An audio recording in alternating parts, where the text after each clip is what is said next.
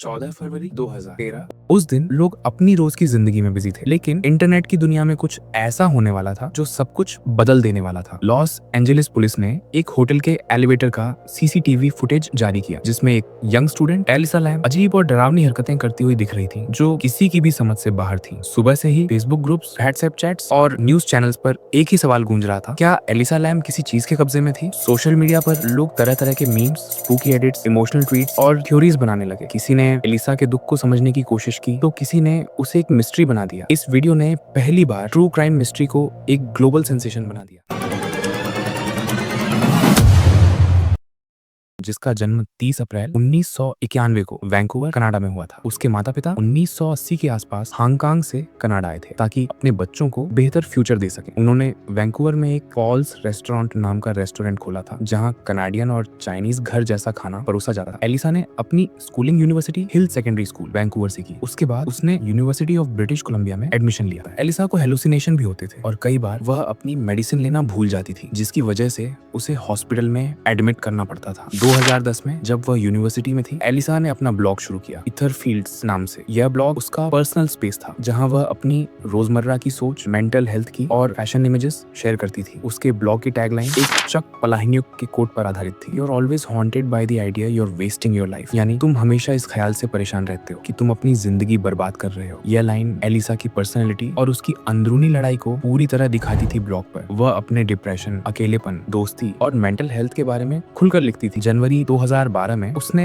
अपने ब्लॉग में लिखा कि रिलैप्स की वजह से उसे कॉलेज के कुछ कोर्सेज ड्रॉप करने पड़े और वह अपने कैरियर और लाइफ को लेकर कंफ्यूज और लॉस्ट महसूस कर रही थी। 2012 के अंत तक उसने ब्लॉग स्पॉट छोड़कर टम्बलर पर अपना नया ब्लॉग बनाया, निवेल निवो, जहां वह अपने फैशन फोटोज, कोट्स और कुछ पर्सनल थॉट्स शेयर करती थी। जनवरी 2013 एलिसा लैम की जिंदगी एक नए मोड़ पर थी। कुछ महीनों से मानसिक स्वास्थ्य से जुड़ी परेशानियों से जूझ रही थी। उदासी, अकेलापन और करियर को लेकर उलझन, ये सब उसकी जिंदगी का हिस्सा बन चुके थे। लेकिन दिसंबर 2012 के आसपास उसने तय किया, अब बस कुछ बदलना जरूरी है। उसने अपने ब्लॉग और टम्बलर पर लिखना शुरू किया कि वह अपने कंफर्ट जोन से बाहर निकलना चाहती है। वह लिखती थी कि उसे अपनी जिंदगी को नई शुरुआत देनी है, एक सोलो ट्रिप, एक ऐसी यात्रा जहां वह खुद को फिर से खोज सके। उस समय उसने अपने सफर का नाम रखा वेस्ट कोस्ट टूर। एलिसा ने इस यात्रा का पूरा मैप खुद बनाया, ट्रेन और बस सर्विस, एमट्रैक और ग्रे हाउंड का प्लान तैयार किया। रूट तय था वैंकूवर से सैन डिएगो और फिर सैन डिएगो से लॉस एंजेलिस। उसने अपने ठहरने की जगह यानी हॉस्टल्स और होटल्स ऑनलाइन बुक किए। 26 जनवरी 2013 एलिसा ने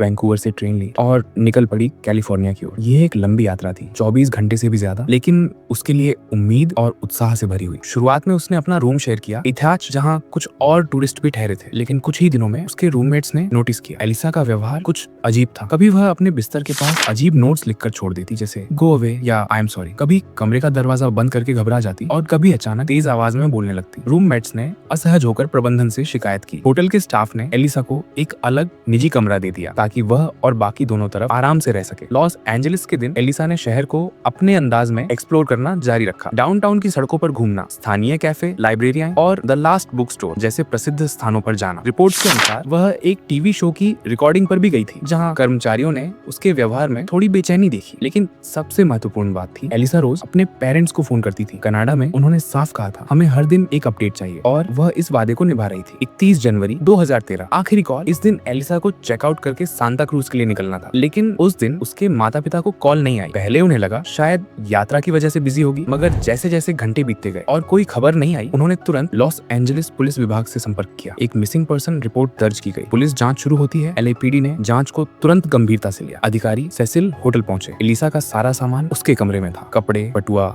लैपटॉप, दवाइयां, सब कुछ जस का तस। लेकिन एलिसा खुद गायब थी। तलाशी होटल की हर मंजिल पर हुई, बेसमेंट से लेकर छत तक। स्निफर डॉग्स लगाए गए, लेकिन किसी गंध का सुराग नहीं मिला। फिर पुलिस ने होटल के सीसीटीवी फुटेज खंगाले और वहीं मिला एक सनसनीखेज सुराग एलिवेटर वीडियो। 31 जनवरी की रात एक कैमरे ने एलिसा को एलिवेटर के अंदर कैद किया। उसका व्यवहार बेहद अजीब था। वह बार बार सारे बटन दबा रही थी, फिर कोनों में छिप रही थी, कभी हवा में हाथ हिला रही थी जैसे किसी से बात कर रही हो, पर कैमरे में कोई और नहीं दिखा। जब यह वीडियो पब्लिक हुआ तब इंटरनेट पर हलचल मच गई। थ्योरीज आने लगी, क्या ये मेंटल ब्रेकडाउन था, कोई भूतिया ताकत या किसी का पीछा? लेकिन सच्चाई कोई नहीं जानता था। परिवार और मीडिया की अपील एलिसा के पेरेंट्स और बहन कनाडा से लॉस एंजलिस पहुंचे। उन्होंने पुलिस और मीडिया की मदद से सर्च ऑन ऑपरेशन जारी रखा। पूरे डाउनटाउन में फ्लायर्स लगाए गए। लोकल न्यूज से लेकर अंतर्राष्ट्रीय मीडिया तक हर जगह एक ही नाम था, एलिसा लैम। लेकिन 2 हफ्ते बीत गए, फिर भी कोई निशान नहीं मिला। 19 फरवरी 2013, खोज करीब 2 हफ्ते बाद, सेसिल होटल के मेहमानों ने शिकायत की कि पानी का प्रेशर बहुत कम है और स्वाद अजीब लग रहा है। मेंटेनेंस स्टाफ छत पर गया और पानी के टैंकों की जांच की। एक टैंक का ढक्कन खुला मिला। जब उन्होंने अंदर झांका तो वहां था एलिसा लैम की बॉडी। सवाल वहीं रह गया, एलिसा उस टैंक तक पहुंची कैसे और उस एलिवेटर में क्या हो रहा था? एलिसा की ये ट्रिप, जो उसके लिए नई शुरुआत बनने वाली थी, एक डरावनी रहस्य कहानी बन गई। सीसिल होटल, लॉस एंजलिस का एक ऐसा नाम जो जितना मशहूर है उतना ही डरावना और रहस्यमय भी। एक होटल जो कभी आलीशान लग्जरी का प्रतीक था, आज अपनी अंधेरी और दुखद कहानियों के लिए जाना जाता है। 1924 से 1927 के बीच, जब लॉस एंजलिस तेजी से विकसित हो रहा था, सीसिल होटल उस समय के सबसे खूबसूरत और शानदार होटलों में से एक था। इसकी बोआर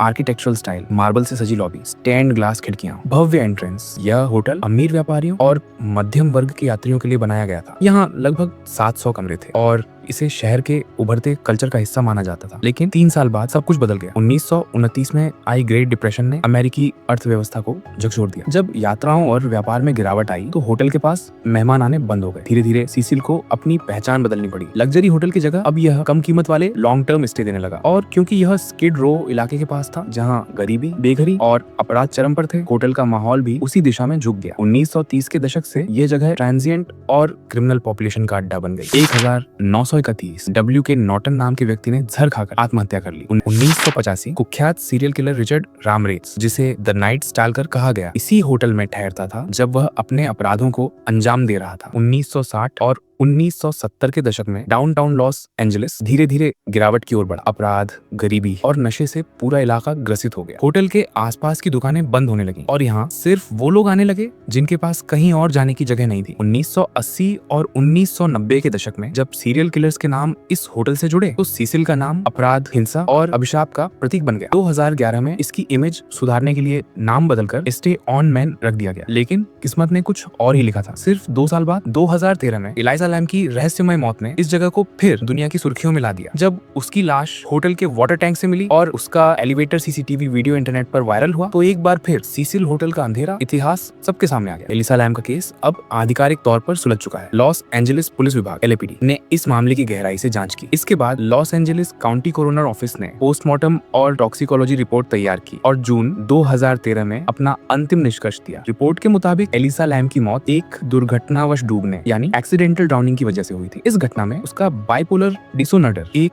महत्वपूर्ण योगदान देने वाला कारण था। ऑटोप्सी रिपोर्ट में यह भी साफ था, एलिसा के शरीर पर कोई चोट, हिंसा, यौन उत्पीड़न या जहर का प्रमाण नहीं मिला। उसके रक्त नमूने में उसके इलाज के लिए बताई गई दवाइयां मौजूद थीं, लेकिन उनकी मात्रा पूरी नहीं थी, यानी वह अपनी दवाइयां नियमित रूप से नहीं ले रही थी। इसी वजह से कोरोनर और मेडिकल विशेषज्ञों ने माना कि यह दवाइयां मिस करने की वजह से उसे कभी-कभी मैनिक एपिसोड या साइकोसिस जैसे लक्षण आते होंगे, जिनमें भ्रम, डर या व्यवहार में तीव्र बदलाव देखा जाता। पुलिस की जांच में होटल के एलिवेटर CCTV फुटेज अहम साबित हुआ, जो एलिसा की आखिरी झलक थी। उस वीडियो में वह डर और उलझन में दिखती है, बार बार सारे बटन दबा रही है, दरवाजे से झांक रही है और हवा में अजीब इशारे कर रही है, जैसे किसी को देख रही हो, मगर वहाँ कोई नहीं था। पुलिस ने होटल और उसके आसपास के हर हिस्से की जांच की। कमरे, लॉबी, सीढ़ियां, बेसमेंट, यहाँ तक कि छत तक। कहीं भी किसी जबरदस्ती, छेड़छाड़ या हत्या के सबूत नहीं मिले। इस खोज के साथ ही पुलिस ने घटना को एक एक्सीडेंटल डेथ घोषित किया और केस को बंद कर दिया। इस केस ने एक सच्चाई सबके सामने रख दी कि मानसिक स्वास्थ्य, डर और इंसान की अकेलापन कभी-कभी किस तरह जिंदगी को सबसे रहस्यमय मोड़ पर छोड़ देते हैं।